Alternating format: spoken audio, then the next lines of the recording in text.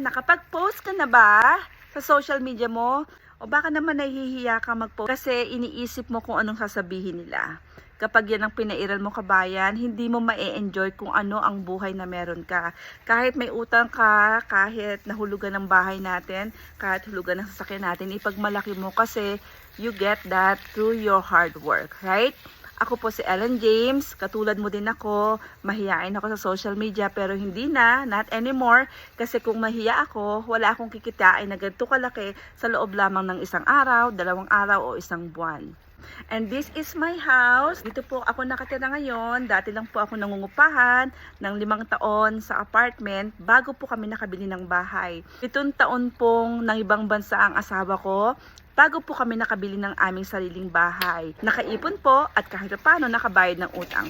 Pero taong 2021 po, nang umuwi ang asawa ko, 7 buwan po siyang hindi nakapagtrabaho. Mga ipon namin nawala na naman, may naisangla na naman po ako at hindi na naman po kami nakakabayad sa aming mortgage. Iniisip ko po, oh my God, darating na naman kami dito sa paycheck to paycheck. Tapos eto na naman kami, balik na naman kami sa zero, nagkapatong-patong na naman yung credit card namin. Ang sabi ko sa sarili ko, kailangan kong gumawa ng ibang bagay para kahit paano makatulong ako sa asawa ko.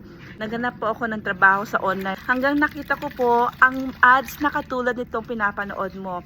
2022 po nang nagsimula ako sa business na ito, and until now po ako po ay kumikita ng 4 to 5 figure monthly. Nakabayad na rin po kami sa aming mga pagkakautang.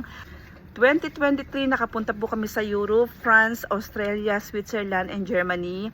2024 po nagpunta po kami ng Mexico at ngayong 2025 po uuwi ulit ako ng Pilipinas at pupunta po kami sa aming convention sa aming business. Naisip ko lang noon is kumita ng 3 to 4, 500 para kahit paano makapagbigay ako sa aking pamilya sa Pilipinas at makatulong ako sa asawa ko.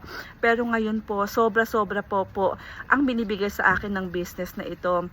Ano po bang ginagawa namin sa social media? Bakit lagi nyo po kami nakikita? Kung ikaw po ay nagbabrowse sa social media at hindi ka na ma-monetize, huwag mong sayangin ang oras mo. Bigyan mo ng pagkakataon na magkaroon ka ng sarili mong business.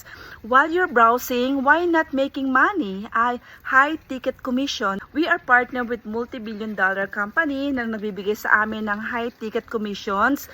W9, nakasubmit po kami para po malaman ng government kung magkano yung kinikita namin. At the end of the year, sa tax season po, nakakatanggap po kami ng 1099 at yun po, naisusulat lahat ng bakasyon namin at lahat po ng aming ginagastos dito sa business. Paano po ba ginagawa ang business?